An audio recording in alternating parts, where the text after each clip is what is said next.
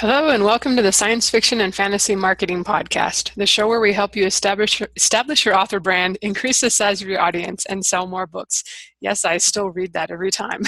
I'm Lindsay Baroker, and this week I'm here with Jo Lalo. Hi, Joe. Hello. And Jeff is out of town this week, and we had kind of an unorthodox show tonight because we already recorded with our guest. We couldn't get Google Hangouts to work, so we ended up in another application. So that's why we weren't live tonight. Apologies to those that were hoping to be there for the show. We appreciate that and should be back at the normal time next week. Our guest was Nate Hoffelder, and we talked a little bit about the new developments at Amazon, whether authors are earning less, and whether ebook sales are trending downward. And he's the blogger at The Digital Reader. You've probably seen the site and heard it referenced before on other podcasts. So we're going to have that interview for you in the second half of the show. It ended up being pretty short, so Joe and I decided to just record a little extra to hopefully give you guys a little more.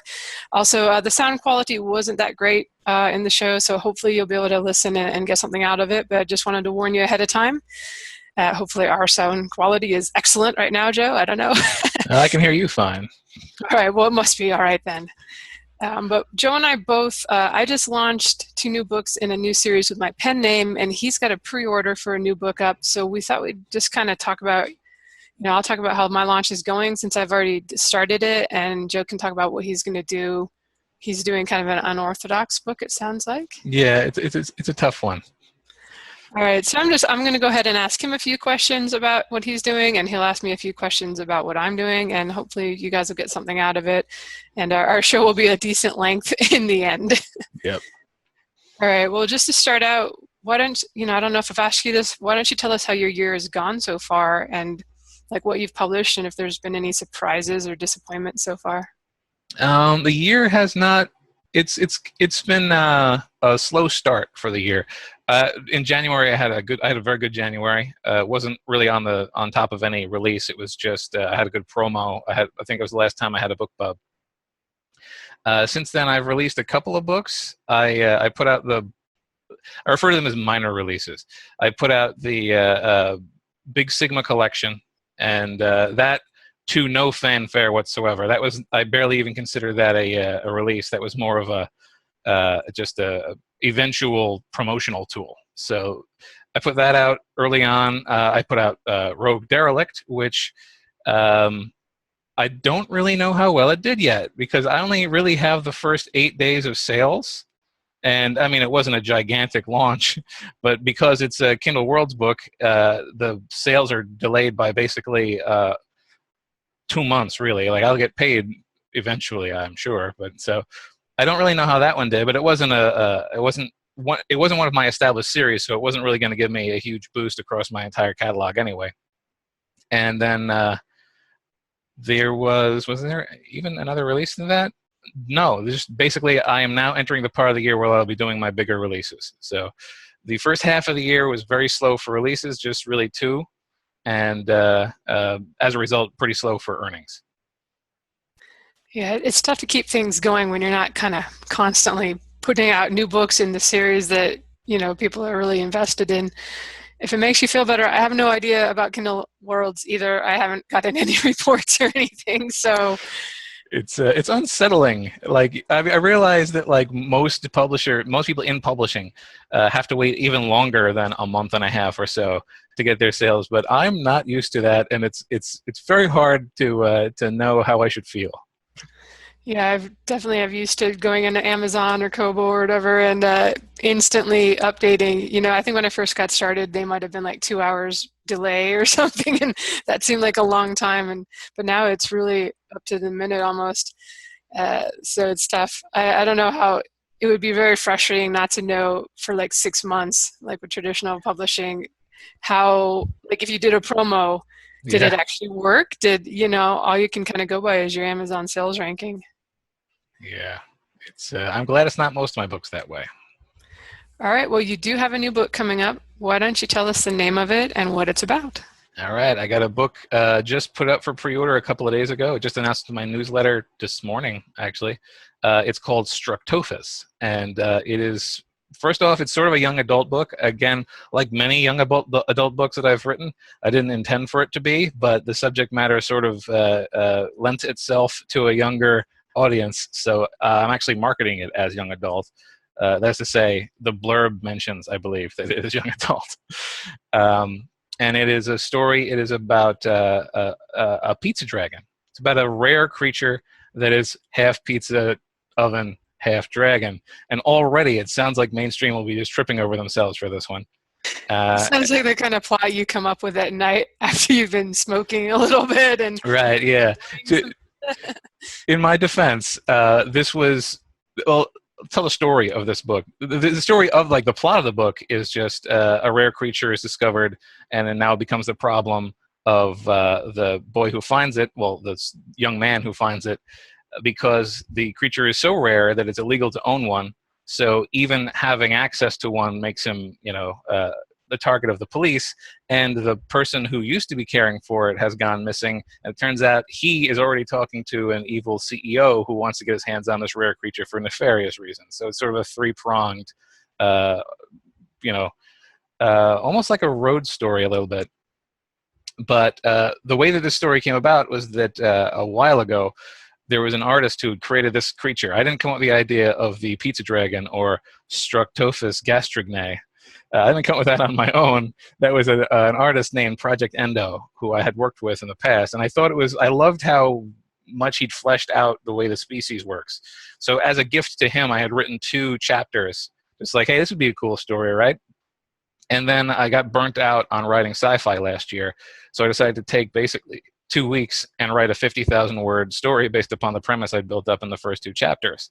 Because it was going to go in the bad idea pile, because I have a very large file full of bad ideas. It was just going to go there as it was a mental sorbet, and I'm not going to sell it.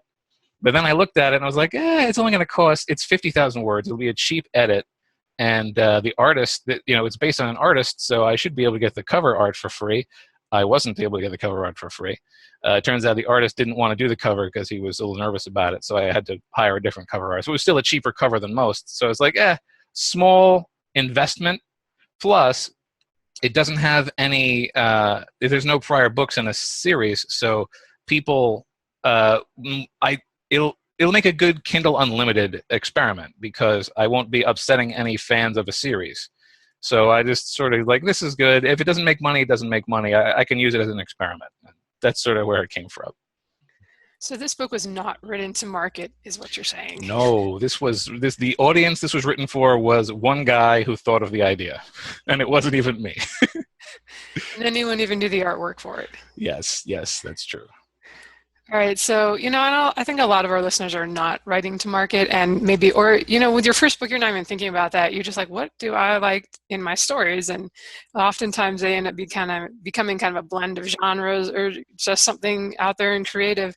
So what are your plans for trying to launch this and sell some copies of it when it's not going to fit into a tidy category on Amazon? Well, I'm fortunate enough that I have fans, and my fans are... I got 40 people interested on my newsletter to read this thing beforehand, which is way more than I expected. That was almost as many as my last free range novel. In fact, it's more than my next free range novel. But so I know that I have sort of a built-in launch audience, and that's nice. Plus, this is going to be Kindle Unlimited, so I can sort of lean on getting a little bit extra boost just off of the mythical Kindle rankings boost you get from being exclusive to Amazon, the theoretical Schrodinger's boost. But generally speaking, what I'm mostly going to do is I set up a lot of, like I say, I sent out about 40 early review copies. And I took my own advice that I learned about from Goodreads, and I put up a pre-publication page for it on Goodreads, and I've already got reviews, and we're talking only 4 reviews so far, but it's only been up for a couple of days, and it's getting good reviews because they're pre-existing fans.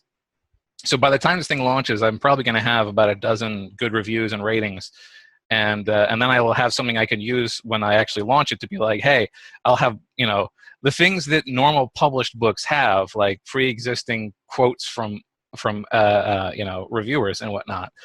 So I think that'll be helpful. And plus, now I'm going to have access to the Kindle Unlimited, I should say the Kindle Select promotional tool, so I can do countdown deals and whatnot. In terms of trying to find an audience, I will probably experiment more with the Amazon pay-per-click ads, and probably BookBub pay-per-click ads as well. But yeah, for the most part, I'm going to be, at the beginning, relying upon my fans, and if they give me enough of a boost at the beginning, then I can hopefully extend it and ride it out with a couple of paid promotions.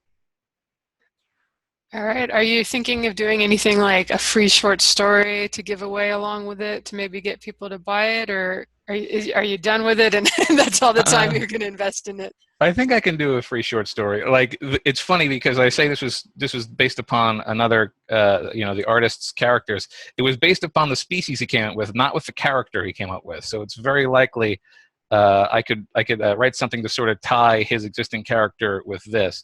Plus, and I didn't mention it earlier, but this guy can push it to his fans too. He's an illustrator and an animator, and a very distinctive style.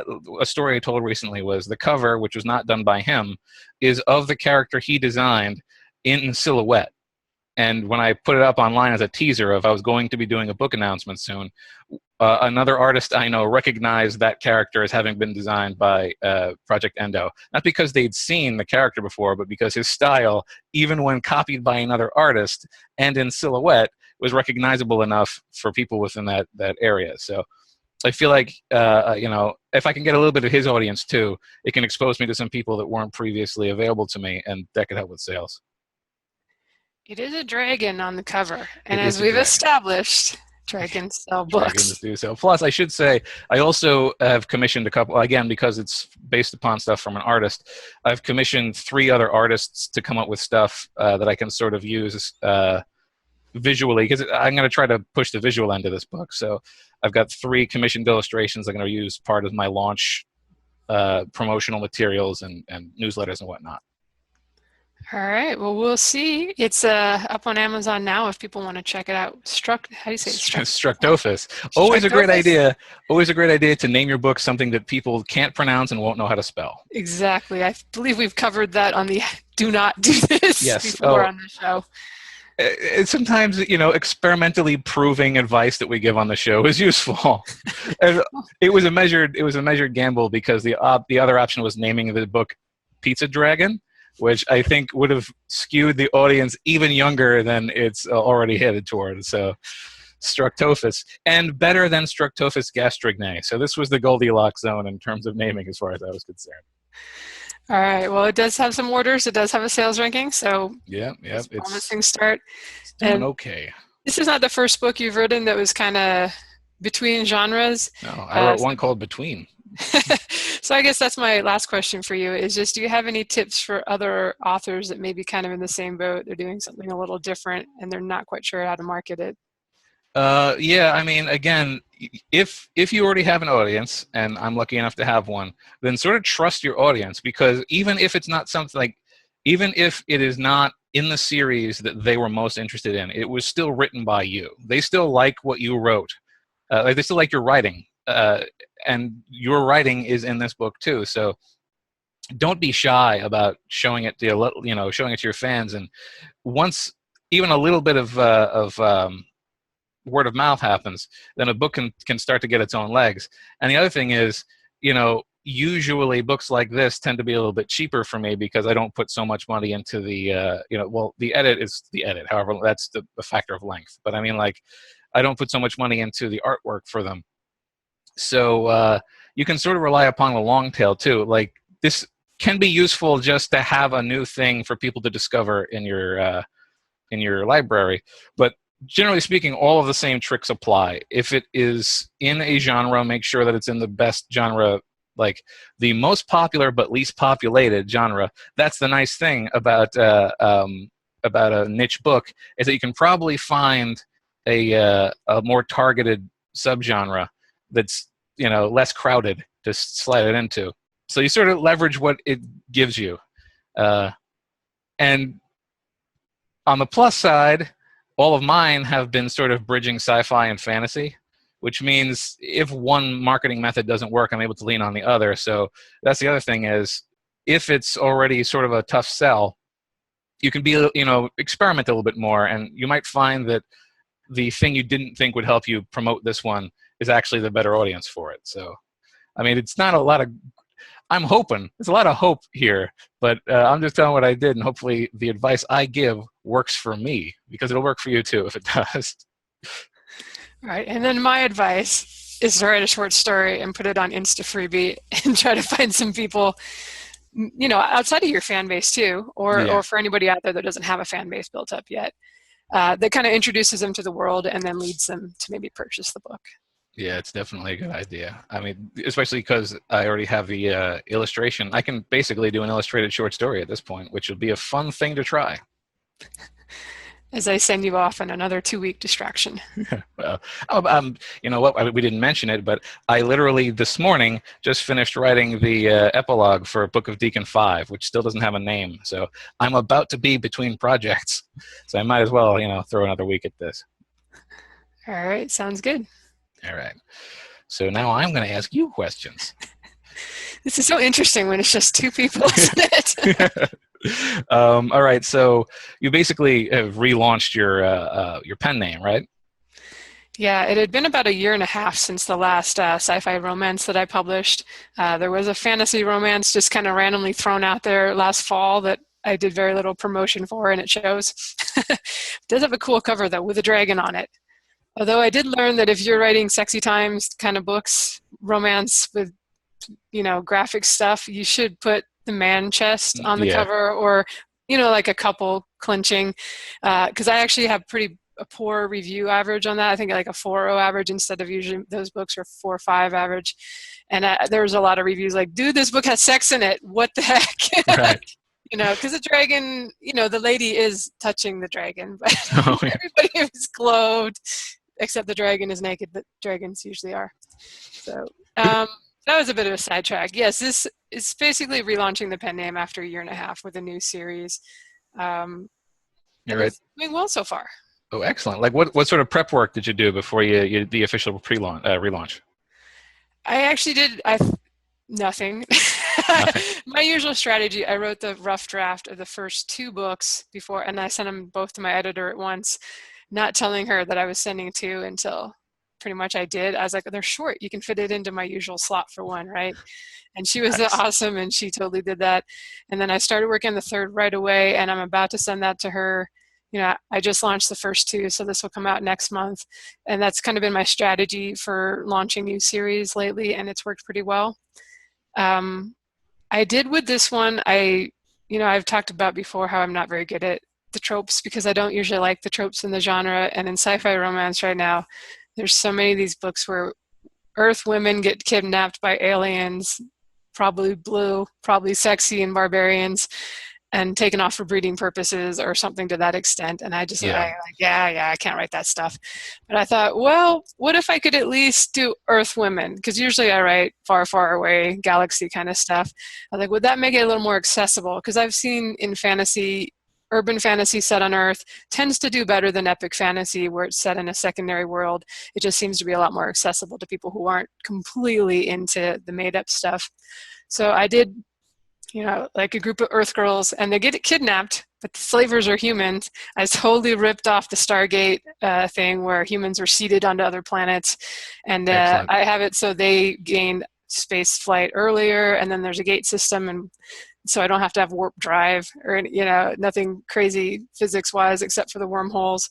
So, and it was fun to make up a new galaxy, and there's a whole lot of potential. So if the series continues to do well, I can write a lot of them. And so far the plan seems to be working. It's early, it's less than a week, but as I write this, it's in the top 300 or 200 or something in all of Amazon, and I'm sure it will fall off from there, but it seems like it might have a little more potential to stick than the previous series I did, Mandrake Company. Those were mercenaries in space and nothing to do with Earth at all. So I guess they're not really the trope, but at least trying the popularity of using people from our times and our planet. Yeah, and you broke the top 1,000 well into the top 1,000. So clearly it's a pretty good launch. Did you any, like, this was just to the pen name mailing list, or did you launch this to everybody? I started out just doing the pen name Facebook page, and I did do it to the mailing list, I think the second day.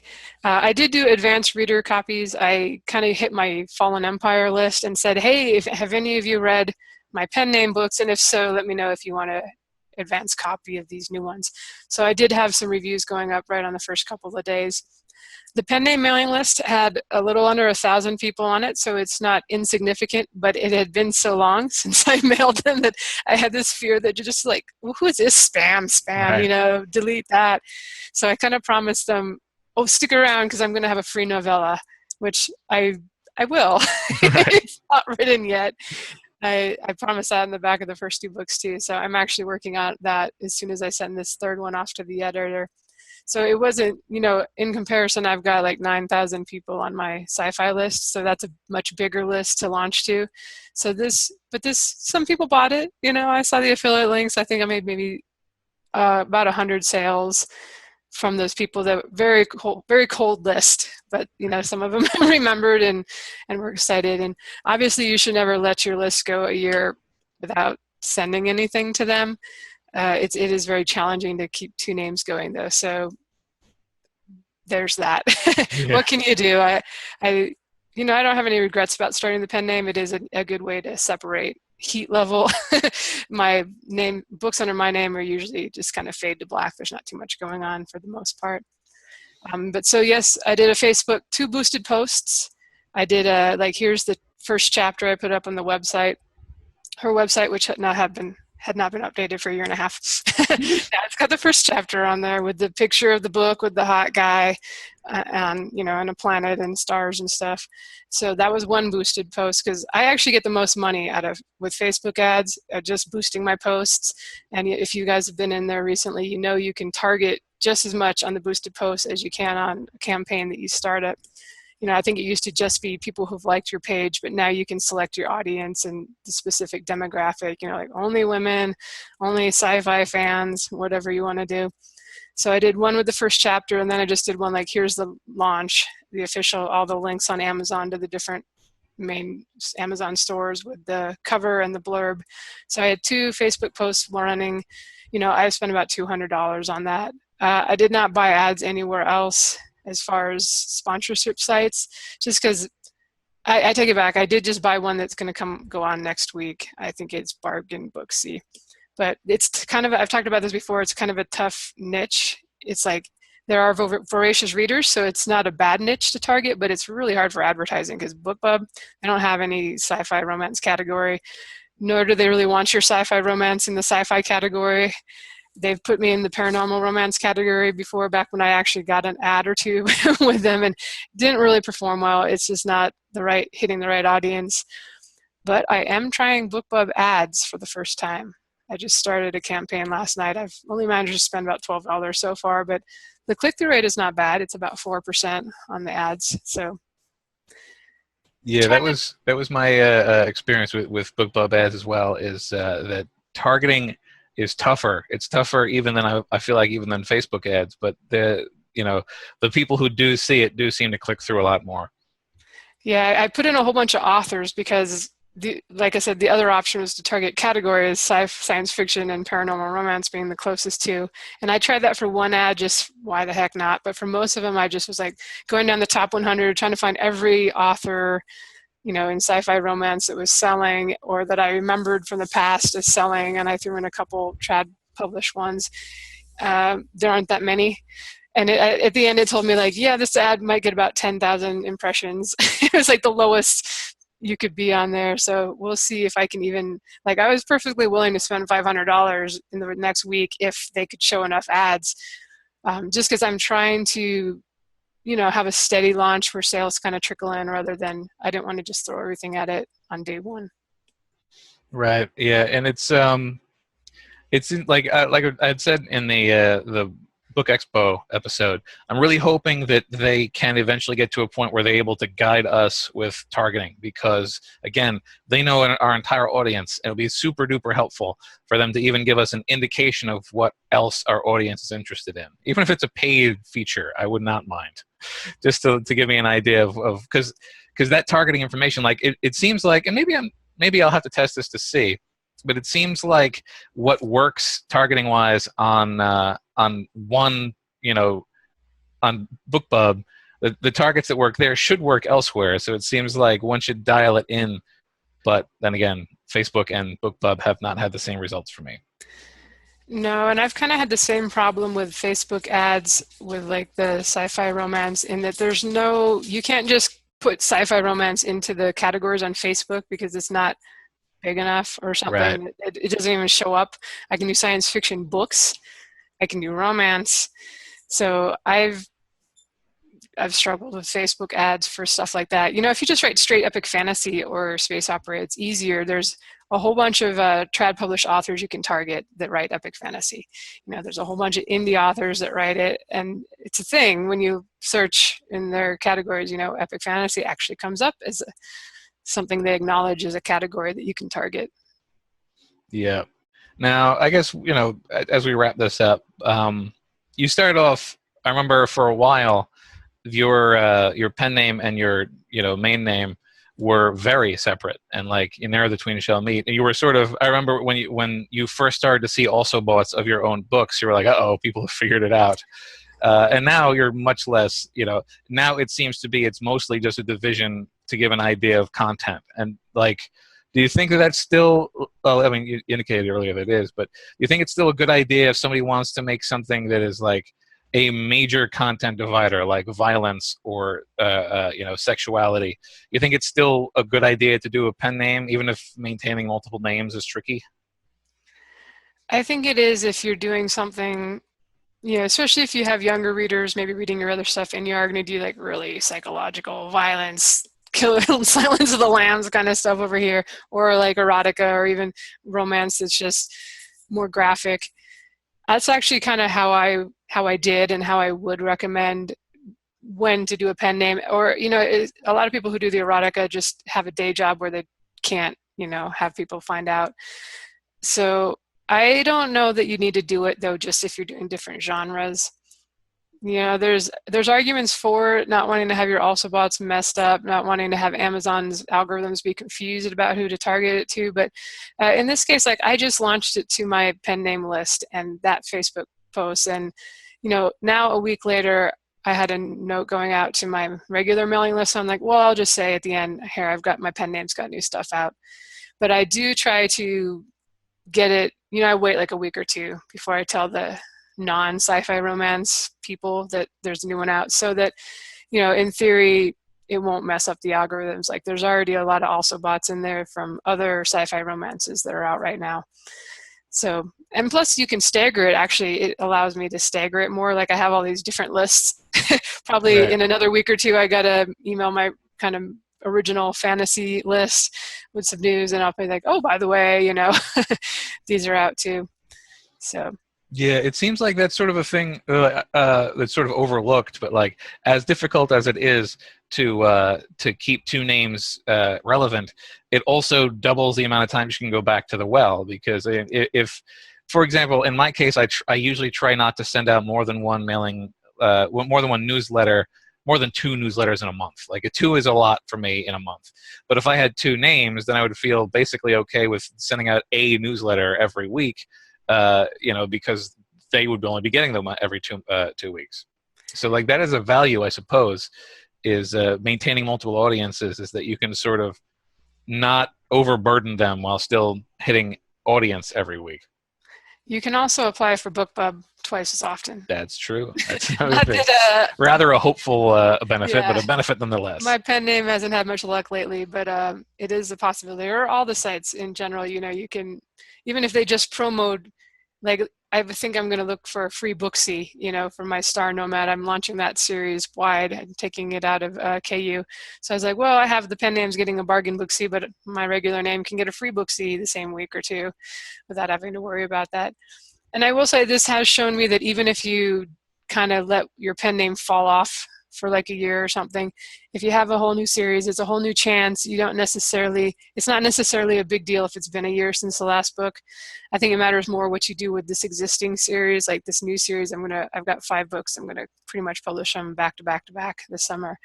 So you can still make it work and still do okay, even if it's been a big break. Yeah, well, 2 things I want to say. First, I forgot to ask, is this launch Kindle Unlimited for these new books?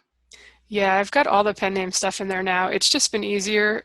With my other stuff under my name, I'm more like, with the Fallen Empire books, once it finally fell down to like 10,000 in the rankings, I said, I'm not really in the top 100 lists anymore, so I'm going to go ahead and do a second launch on the other sites. But with the pen name, it's just easier. I only have to publish them to one place. And I did briefly have some of the earlier books out on the other sites, mostly so I could have a perma-free when I launched it. And they didn't really catch on. Amazon specifically has a category for sci-fi romance. Several of the other sites did not. I think I was poking around in there, and it looks like they maybe do now. But at the time, I was just like, yeah, nobody's going to even find these books. And that proved true. I didn't give it a huge chance. But, yep, pen name is just in Kindle Unlimited now, and it's been easy.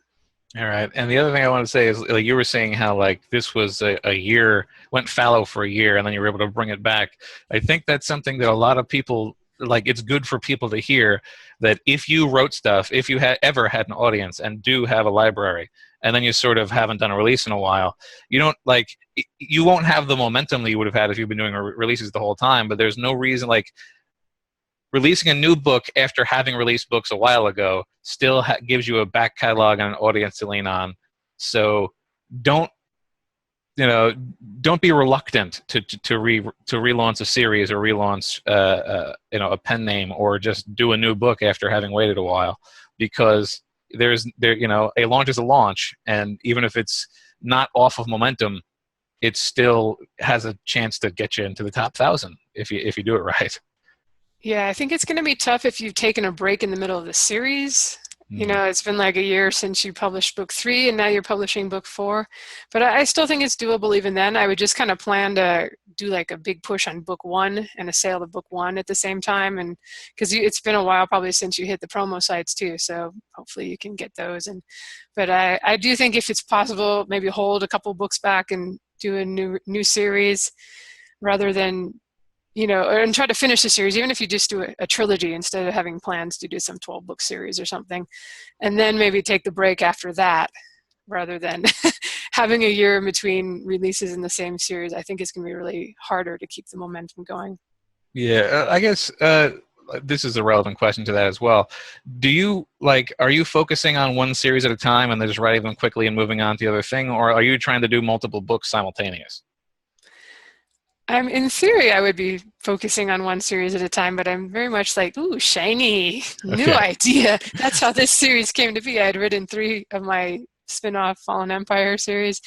I was like, man, I'm planning a collaborative project. Another author in the sci-fi romance category invited Ruby to do like a big thing next year in 2018. I'm like, that's awesome. And she totally sells tons of books. We've had her on the show before. I don't know if I should announce her project yet, but she sells a lot. And I was like, okay, Ruby hasn't sold anything in like a year and a half. So I almost felt like maybe I should do another series before we jump into that project so that I'm bringing something to the table too.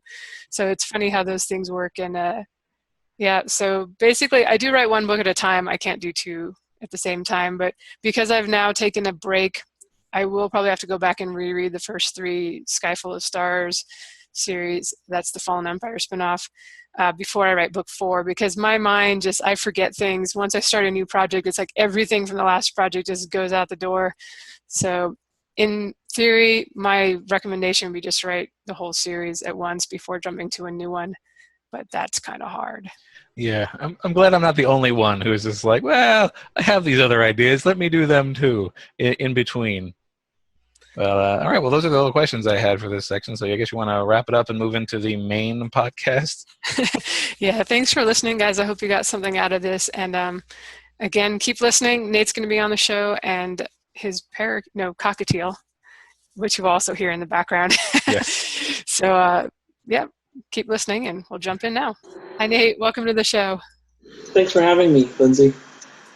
You're very welcome. You've been quoted quite often on some of the podcasts, like the Creative Pen and the Somewhere Books Show. So I thought, why not just get you on here to talk about some of the stuff you blog about? Thanks. Why don't you just tell us a little bit of who you are and what made you start the blog and kind of get interested in this? Well, I've been into ebooks since back when your only option was Baen and fiction-wise, way back in 2003, 2004. And starting about 2006, 2007, I started doing creating link posts and finding news stories for an online forum called Mobile Read. And from about 2007 to 2010, I was kind of their news director, only without a real title. And then in early 2010, I just went out on my own, started my own blog. So I've always been a news junkie. This is just the latest form it's taken. All right, cool. I remember Mobile Read. I don't know if they're still up, but I used to be able to post books over there. It was a really active forum. It's still active. It's a lot of fun. It's a great way to. It's one of my favorite sources of advanced information, along with keyboards. Yeah, somebody. An email, then they'll post it there. That's how I can make stories. Yeah, they can. There's always somebody out there really keeping an eye on things, and like when the Kindle Unlimited payouts come out, somebody's got it calculated 1 second after that email came out. Yes. So you also do some kind of author services like website development, right? Why don't you tell us a little bit about that before we jump into interrogating you on the publishing stuff? Well, I build author websites, and I also help fix them and maintain websites. It's stuff I taught myself back when I just started my own blog, and I didn't have any money to hire anyone. And then I didn't realize I should hire anyone, so I kept teaching myself new skills, and now I've turned it into a side business. All right, cool. Sounds like a good idea. And we'll have the link to at the end in case anyone's interested in checking you out there or needs a website done. But why don't we kind of, I just kind of went through your blog, some of the things you've talked about often on there. And I guess you've covered quite a few stories on agency pricing and how it hurts ebooks. I know we're mostly indies here, but we do have some trad published authors that listen and who might be curious about this. So could you talk a little bit about what agency pricing is and why it matters? Agency pricing is when, I'm sure even the indies here know what it is. It's when the publisher, or the author in this case, in some cases, controls the price of ebooks, and they set the price. The retailer cannot discount the ebook from the price set by the author or publisher. And part of the problem, the reason why it's a problem for authors, is that it keeps the retailers from competing on price and selling more books and paying it keeps the retailer from deciding they want to lose money on a book and but sell more. It keeps prices high, and it discourages people from buying ebooks and turning to cheaper print formats. Yeah, he likes to interfere. Sorry. For those just listening to the audio, there is a bird on Nate's shoulder. I believe it's a parakeet. Is that right? It's a cockatiel, yes. Cockatiel, and he has some opinions too. Yeah, he likes to participate. Of course, they're very chatty and social. Yes, he's pretty bossy. His name's Conrad. All right, cool. Joe, did you want to jump in on the next question? Sure. All right. So with the agency model, notably, I believe Google still uses wholesale. That is, and because so many other places use agency, a lot of people don't go on Google because Google can discount and then can screw with your price that Amazon price matches. So I don't know. Do you feel as though if there was more of a move away from agency, that would become less of a problem, or do you think the price matching and Amazon's higher royalty structure would continue to be an issue? Google's just weird for their own sake, and they're just causing problems in and of themselves. I don't think Google really has anything to do with Google Play Books. I don't think their pricing problems have anything to do with agency, because I I could not tell you how many authors I know that just won't do Google Play Books because of the screwy pricing policy. Yeah, I don't think it has anything to do with the agency, really. Okay, but like generally speaking, like let's say Amazon continues to have their like $2.99 to $9.99 70% royalty range, right? If other ebook retailers are wholesale, that will still sort of cause the problem of potentially discounting below the $2.99 and then costing you a lot of royalties on Amazon once price match happens.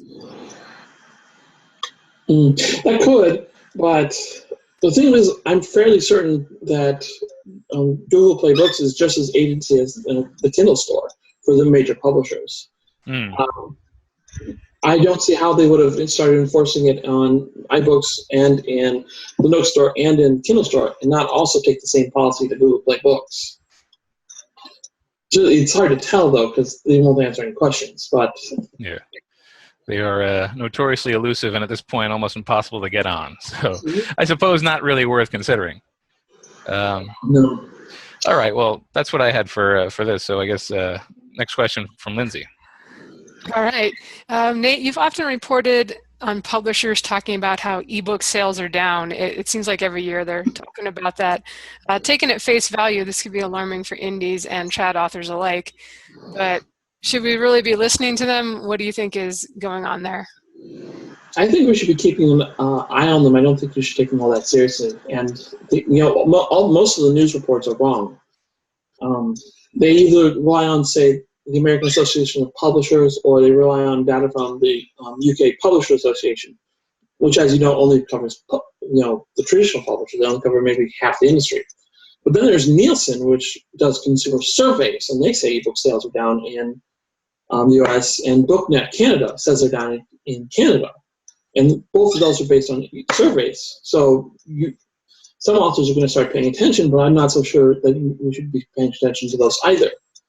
So the problem with Nielsen's numbers is that they're only surveying the Americas, or in the United States, where authors are selling all around the world. So an author's sales could still be up all around the world, even though ebook sales appear to be dropping in the United States.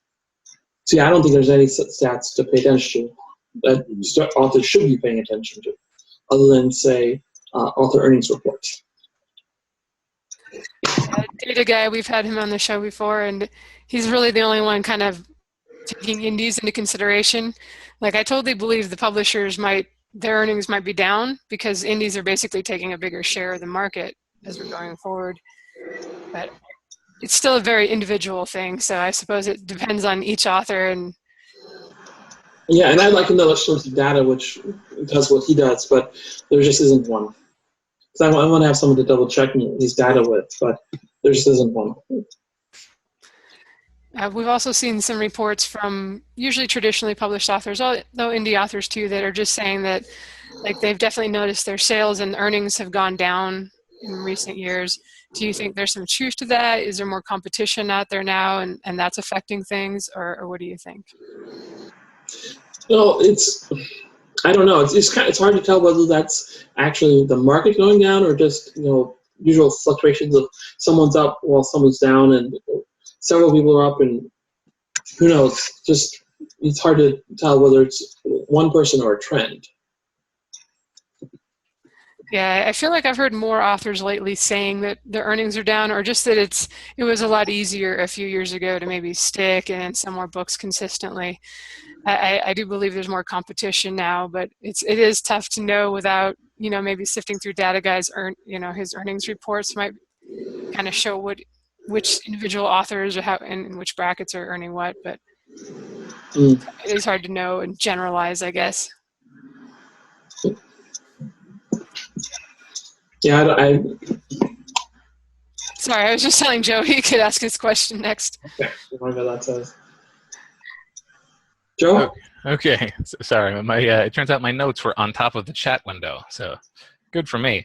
All right, so sort of along the same lines, a dubious claim has been made that thanks to the initial sort of gold rush when indie publishing first started to boom with ebooks, that the market became saturated with mediocre books. Now, it became saturated with an awful lot of books. The mediocre ones really weren't the problem, generally speaking, from the author's point of view, because mediocre books filter to the bottom pretty quickly. But needless to say, like, regardless of whether that's true or not, there definitely were a lot more authors running to the tap.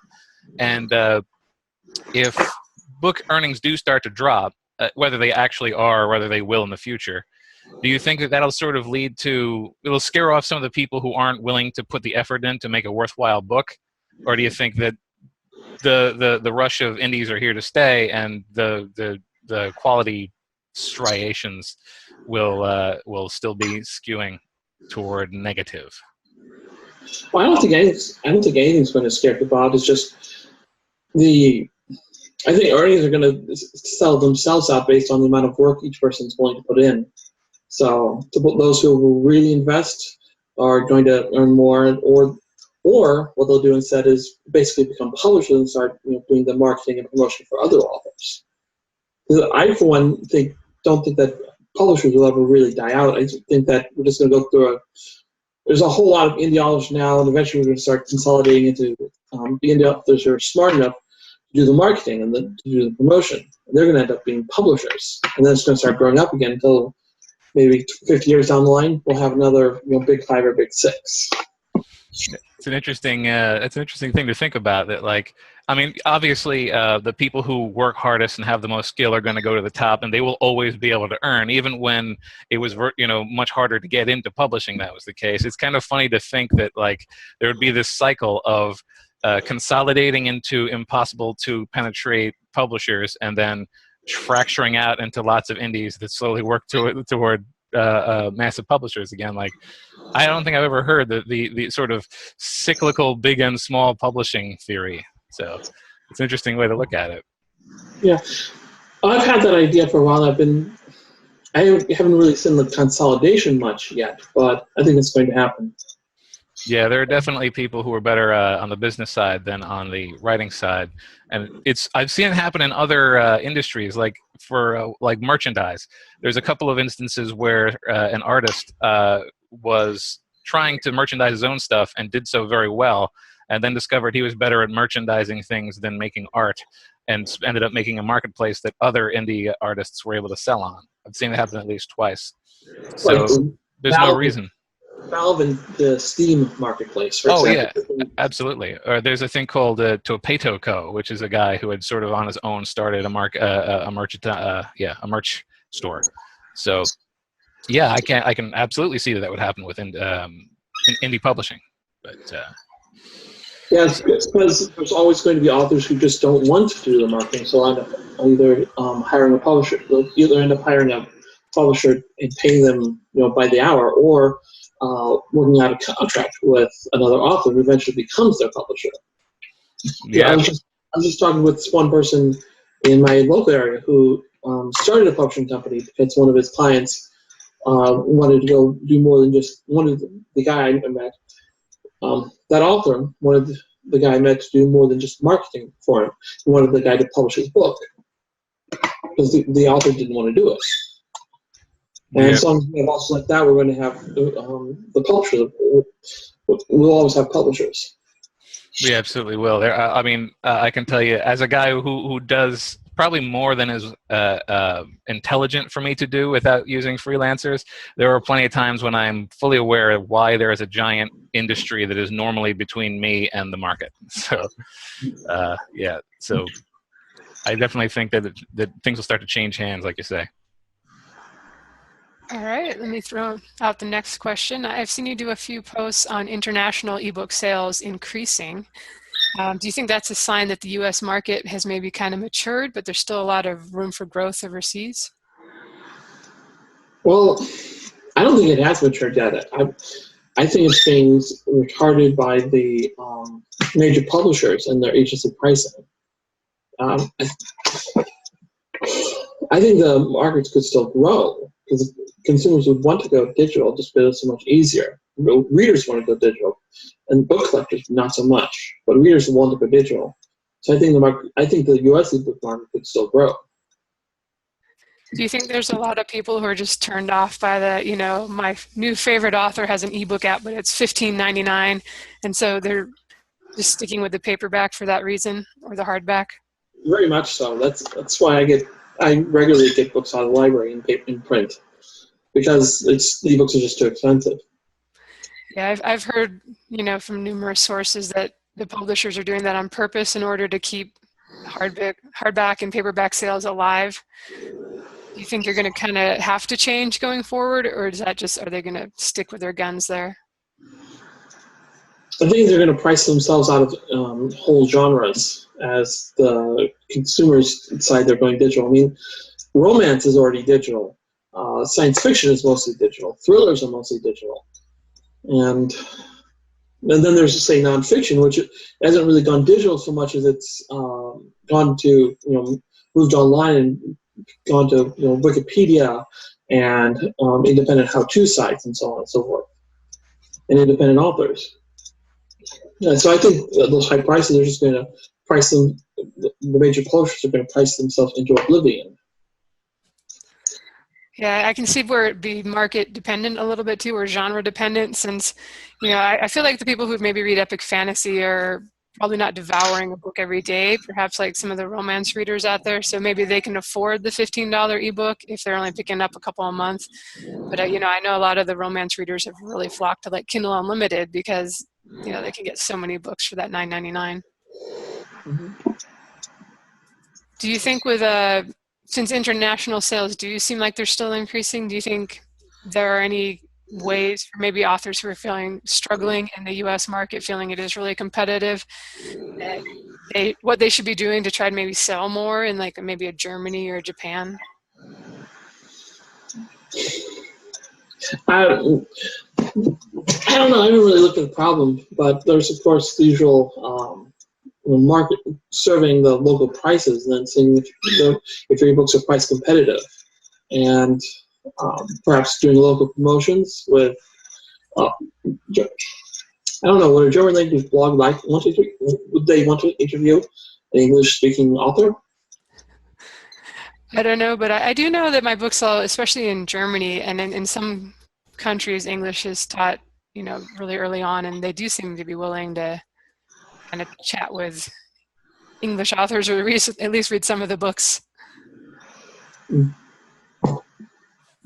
I think the pricing point is a good point, because if you just go into Amazon and do their default pricing, like the India price ends up being like 249 rupees or something, which is way more than the average paperback over there. So I always put my stuff at like 49 rupees or 99 maybe for a more expensive book.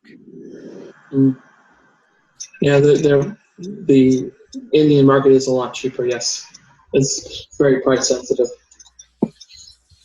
All right. So sort of on the subject of international sales, we were talking about English-speaking countries, but occasionally, and this also sort of ties in with the expanding out into independent publishing as well, but I've had a couple of books translated. I've actually had a fair amount of success with the books that were translated into German.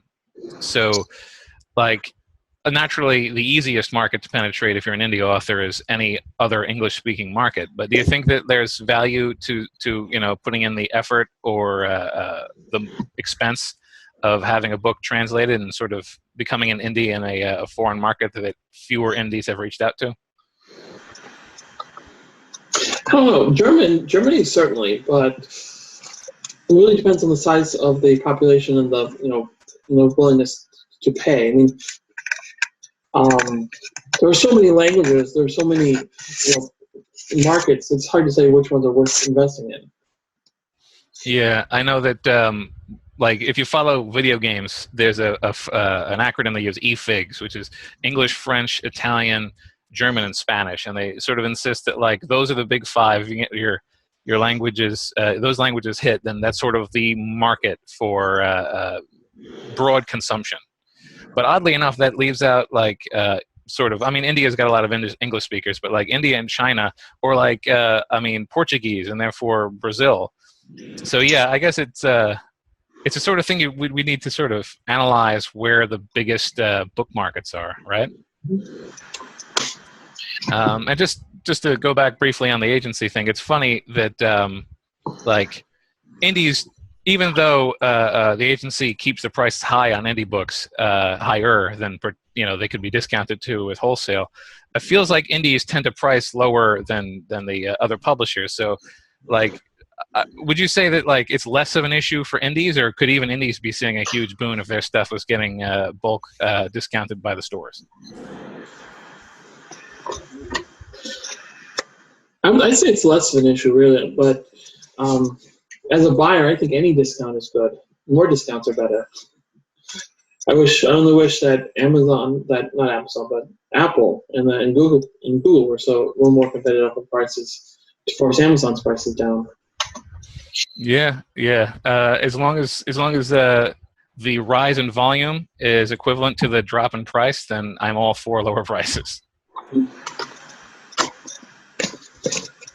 I don't know if we really need to have a huge rise in volume to cover the price, because if the retailer's going to eat the difference, then I'm perfectly fine with it. That too. All right, as we're recording here, KU and Amazon announced their rates for KU for May a couple days ago, and authors are kind of up in arms because it's gone down for the second consecutive month, how much they're making for page reads. You usually do some posts on the Global Funding up, what they're posting each month. Have you seen any trends or followed the subscription service? Do you think it'll continue to go down, or do you just think it's going to probably stay around the same and go up and down a little each month?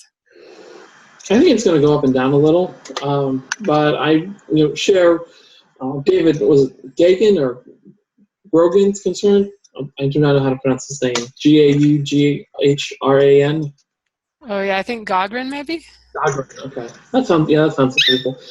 Well, he's had a post a couple weeks ago about an increase in scams in Kindle Unlimited, where the scammers would post a book on Friday, and they get to the top of the bestseller list based on Kindle Unlimited reads, and then they'd start move the book to sales, and it's taking away money from authors. That's beginning to be a serious concern for me.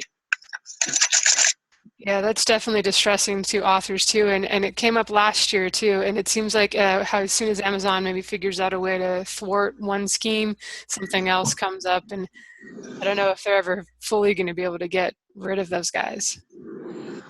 Not necessarily want to keep a huge ebook store up and running, because the only way to do it is to, the only way I can see to do it is to do it manually and just go after them one at a time and watch it and edit, take them down and when you find them.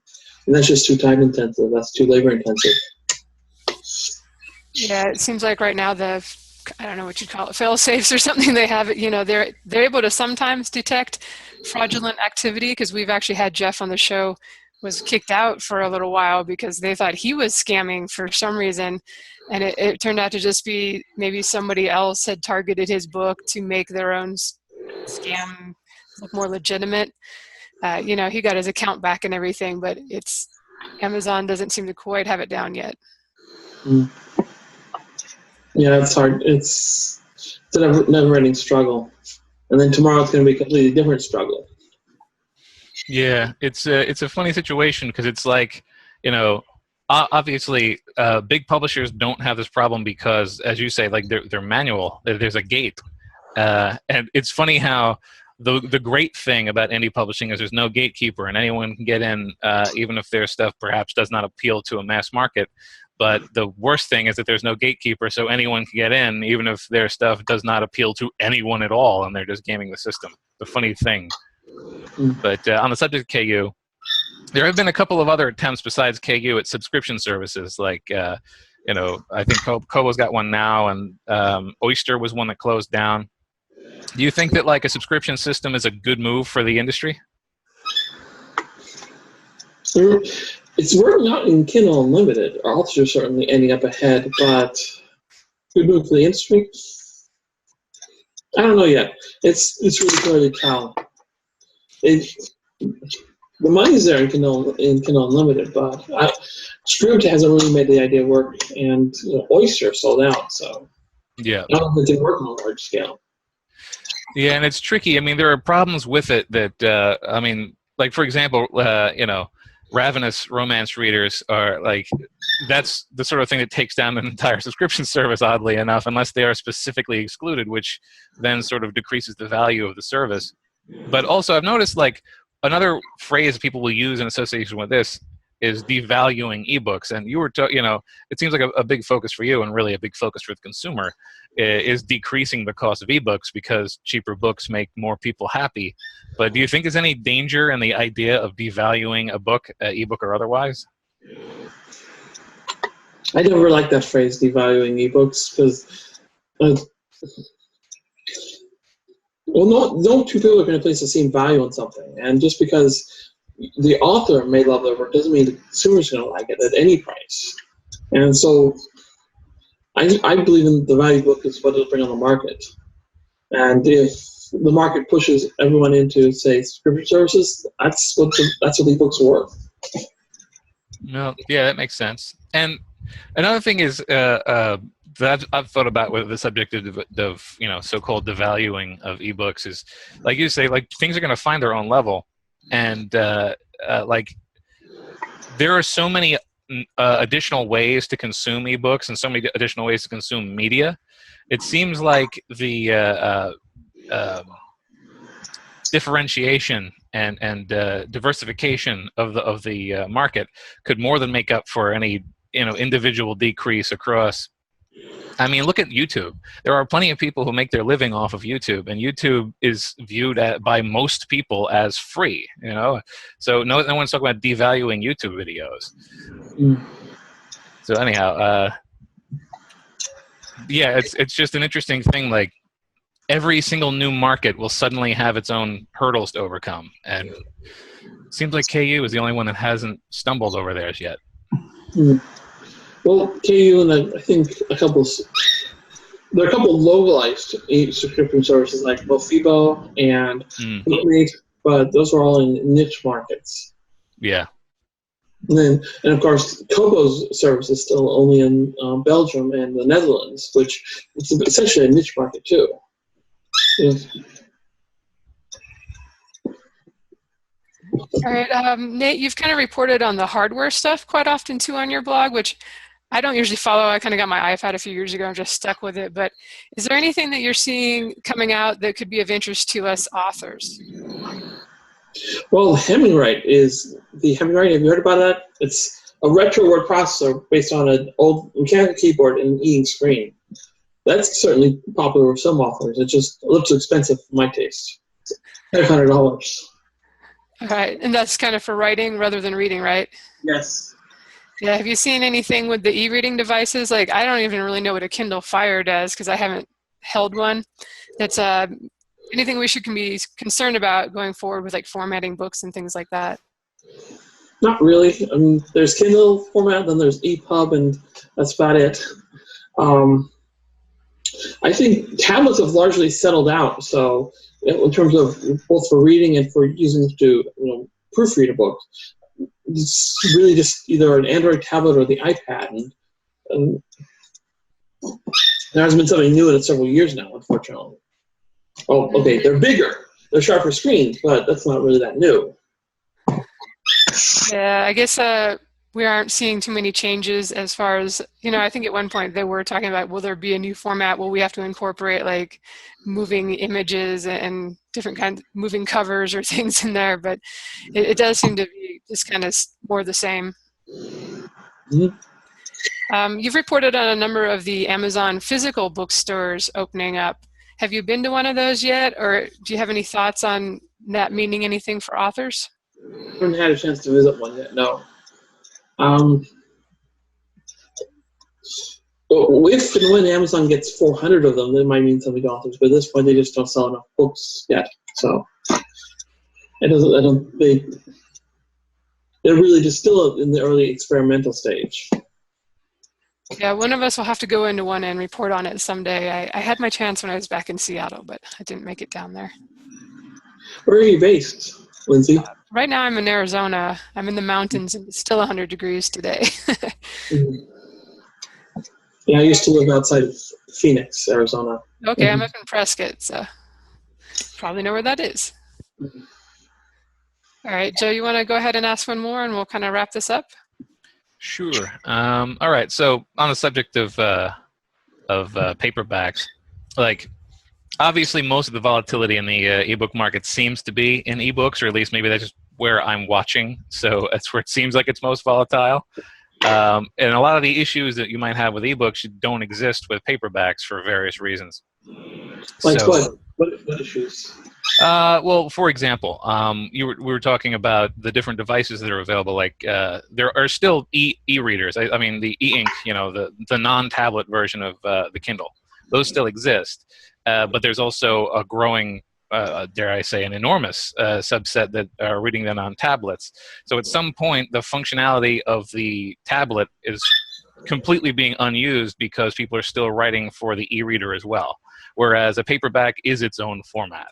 So, like, at any point, do you think that it's a good idea for an indie author to focus on paperback for any amount of time, or is paperback still sort of a secondary thing? Well, they're still secondary because print-on-demand costs are just too high. Yeah, Right. until we get the printing costs down, ebook prints just isn't going to be a big deal. I mean, ebooks are just too easy to deliver and to set up and deliver, and they're just too convenient. And when you combine that with the price issue, print just can't keep up. Right. And I guess just one more question, since on the subject of obviously because they are a physical object and we can't be printing 1,000 of them ourselves and fulfilling them and whatnot, paperbacks probably aren't going to, print on demand is probably not going to significantly drop in price, and it's certainly not going to significantly rise in convenience. But there are other digital deliverable things like audiobooks. So do you think like audiobooks, people talk a lot about right now, audiobooks are on the rise. Do you think that that's another thing that indie authors should spend some focus on, or is the additional cost of an audiobook and effort of an audiobook still make it less attractive for an indie? I think they should go for audiobooks, yes. And for as many as they can work, can we even make? Yeah. Our guest looks like he froze up there. Well, okay then.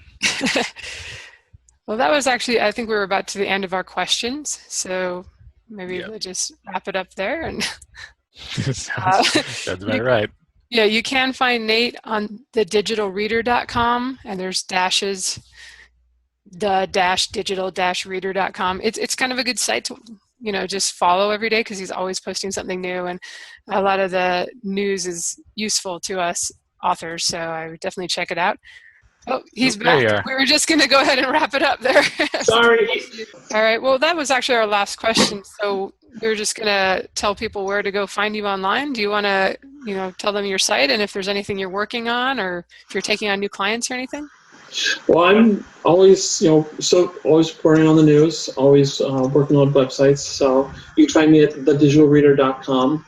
I'm also usually on Twitter most days. I've been trying to wean myself off. All right. Sounds good. Sounds good. And I'll put the links in the show notes for people in case they want to come check out your blog. I would definitely do so. Okay. Thanks. All right. Thanks for coming on, Nate, and thanks for listening, everyone. Thank you for having me. So long, everybody. See ya.